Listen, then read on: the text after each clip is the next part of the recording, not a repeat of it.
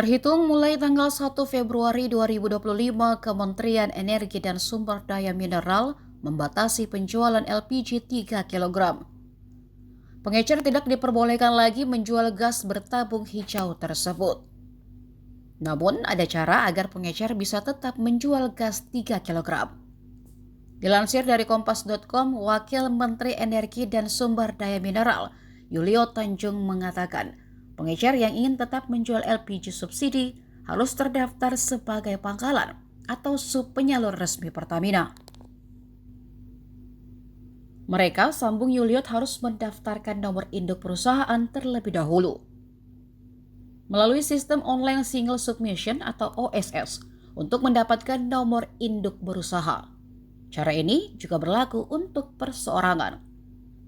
Menurut Yuliot, sistem OSS sudah terintegrasi dengan data kependudukan Kementerian Dalam Negeri, sehingga proses pendaftaran bisa dilakukan lebih mudah.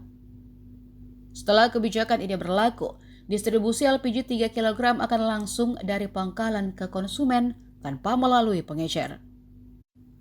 Kebijakan ini bertujuan agar distribusi LPG lebih tepat sasaran, juga menekan potensi penyimpangan. Pak, sebenarnya ada nggak sih Pak peluang untuk mengevaluasi lagi kebijakan yang soal LPG gas 3 kg itu? Karena kan kayak kita ketahui itu udah membludak Pak, antrean tuh panjang banget Pak di berbagai pengecer. Oh, tempat-tempat saja kau ini. Lagi dibahas dan diawasi agar tidak terjadi antrean yang panjang.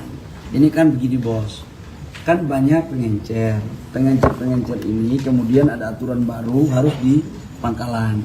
Nah sekarang kita lagi berusaha pengencer ini mereka menjadi pangkalan langsung. Dirjen, surat Pak Dirjen udah? Sudah.